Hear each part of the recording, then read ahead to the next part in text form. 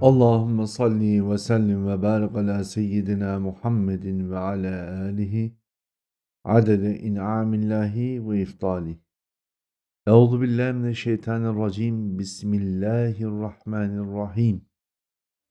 Milattan sonra 158 ila 226'lı yıllar arasında yaşamış olan Hz. Peygamber aleyhissalatü vesselamın atalarından Hz. Kinane'nin dönemindeyiz.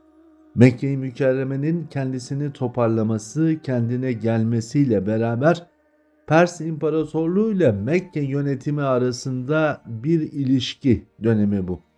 Bu dönemde Pers İmparatorluğu kendisini toparlamakla beraber 5. Valagaş dönemine işaret eder. 5. Valagaş bölgesinde şu an bildiğimiz Ermenistan bölgesinde ele geçirmiş olan Pers imparatorları arasında en etkili isimlerden biridir. Bu etkinliğini tek başına bir mücadelenin yanında Avrupa ülkeleriyle olan yakın ilişkilerine de dayandırabiliriz. Zira 5. Valagaş özellikle Roma İmparatorluğu ile yakın ilişkiler kurabilmiş ve onunla daha geniş coğrafyada daha etkin bir rol üstlenebileceğine inanmıştır. Devlet yönetiminde tabiri caizse ortaklıklar yaparak Mezopotamya coğrafyasında daha etkin ve kalıcı olmaya niyet etmiş isimlerden biri olarak karşımızdadır. 5. Valagaş bu özellikle Kuzey Afrika ülkesi ve sonrasında pagan akımlarıyla beraber bunlara karşı koyabilmiş Mekke yönetiminden yeni bir hac yolunu talep etmiştir.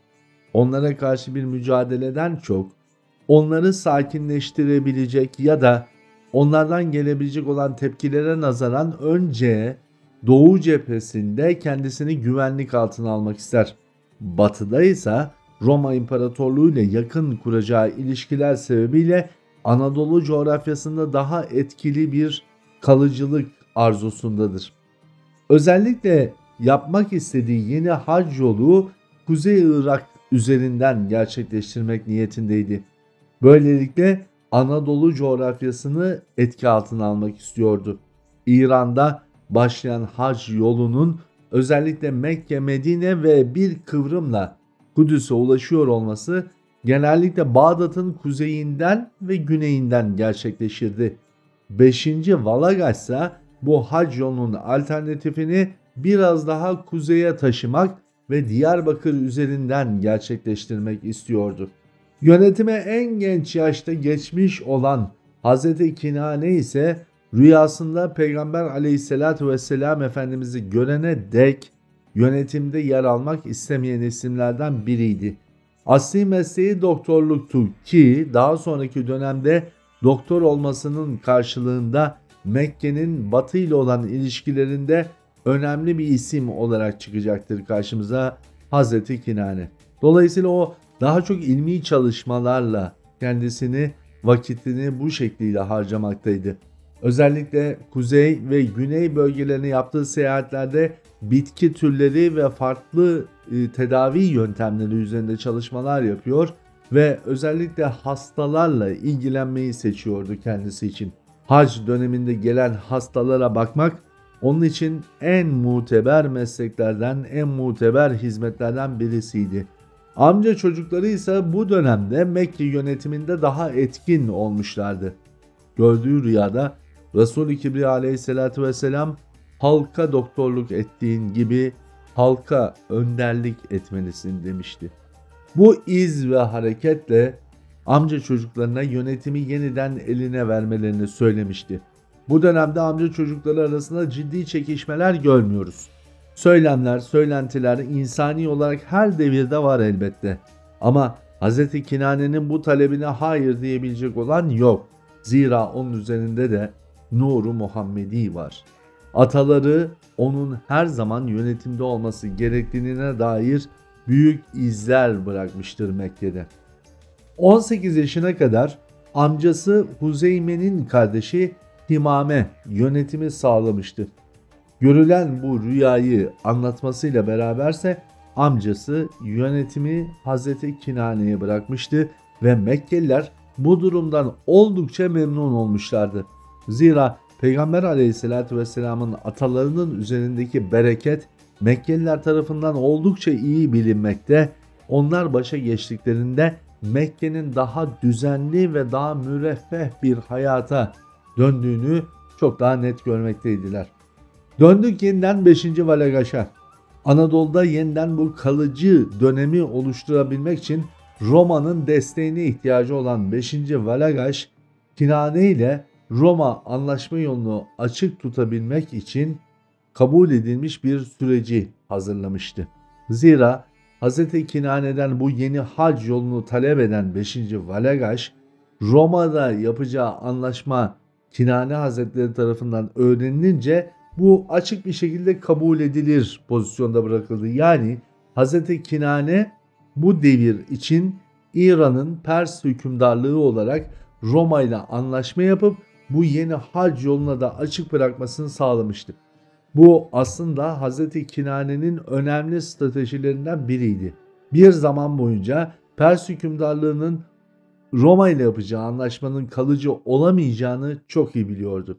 Ancak bu yeni kurulacak hac yolculuğu bölgeye gelecek yeni isimlerle beraber bölgenin ilmi olarak da bir adım öne çıkmasına vesile olabilirdi. Zira Bağdat'ın güneyinden geçmekte olan hac yolu daha ziyadesiyle problemli bir dönemdeydi. İnsanlar bu bölgeden geçmekten kimi zaman korkuyorlardı. Dolayısıyla alimler ziyadesiyle Kudüs'e gitmeyi tercih ediyorlar. Şam bölgesinde daha etkili oluyorlardı. Hz. Kinane'nin ilmiyeye olan yatkınlığı ve yakınlığı bu noktadaki bir yeniliğin başlangıcına vesile olacaktı. Bir strateji uygulanmıştı ve Pers hükümdarlığının Roma ile anlaşma yapmasına zaten engel olmaya gayretine girmeyecekti ama hac yoluna da evet vermesi bu noktada Pers ile Arap dünyası arasındaki yakınlaşmaya da önemli bir imza, önemli bir başlangıç anlamına geliyordu. Roma bu noktada herhangi bir şekilde Mekkelilerin Pers hükümranlığına vermiş oldukları izin ve muhabbet dolayısıyla Mekke'ye hediye göndermeye karar verdiler. Bu dönemlerde devletlerin karşısındakilere hediyeler göndermesi oldukça önemliydi. Karşı devletin hükümdarlığını kabul ettiğine, onların da hüküm sahibi olduğuna dair önemli bir nişan addediliyordu bu tarz hediyeleşmeler. İranlılar 3 kılıç ve bir de kadın heykeli göndermişlerdi Mekke'ye. Hz. Kinane'nin 5. Valagaş'ta yapmış olduğu bu sözlü anlaşma neticesinde. İranlılar bu 3 kılıcı ve kadın heykelini alarak Mekke'yi Mükerreme'ye getirmeye niyet etmişlerdi. Çünkü bu Romalıların Mekkelilere hediyesiydi. 5. Valagaş'ta Roma hükümdarlığı arasında yapılmış olan görüşmelerde alınmış olan bu hediyelerin Mekke'ye ulaştırılması gerekiyordu. Ancak Mekke'ye ulaşmak üzerindeyken bir gece vakti çıkan sesler bu bir anda gerçekleşen hengame arasında askerlerin uyanıp heykele ve kılıçlara yönelmesiyle değişti. Herkes bir hırsızlık olayı olduğunu düşünüyordu. Ancak bu 3 kılıcın heykelin boğazına saplanmış halde bulunması bütün askerleri şaşırtmıştı. Kılıçlar bir şekilde Mekke'ye ulaştırıldı elbette ve Hazreti Peygamber aleyhissalatü vesselam Efendimiz döneminde de bu kılıçlara sahip olan Mekke müşrikleri Bedir Savaşı'ndan önce Allah Resulü aleyhissalatü vesselama da tabiri caizse bir hava atmaları söz konusuydu. Hani devlet adamı biziz babında. Halbuki Hazreti Kinane'ye gelmiş olan hediyelerdi bunlar. Kılıçlar ulaşmasına ama o meşhur heykel ulaşamadı Mekke-i Mükerreme'ye. Parçalanmış halinden kimseye haber verilemeyeceğinden Ege bölgesinden ayrılan askeri birlik tarafından yol üstü pek de belli olunmayacak bir yerinde gömülüp parçalar halinde bırakılıverdi. Milattan sonra 208 yılında Valagaş vefat etmişti. 5. Valagaş'tan sonra elbette bu anlaşmanın bir karşılığı ve bu durumu söz konusu olacak. Zira 6. Valagaş'la beraber yeni bu ilişki düzeninin Arap dünyasındaki karşılıklarına bakıyor olacağız. Gelen kılıçlar paramparça olan bir heykel. 6. Valagaş dönemine geçerken Arap dünyasında ve bütün dünyayı sallayacak olan bir salgın dönemine denk geliyor olacağız. Bu salgın döneminde ise Hz.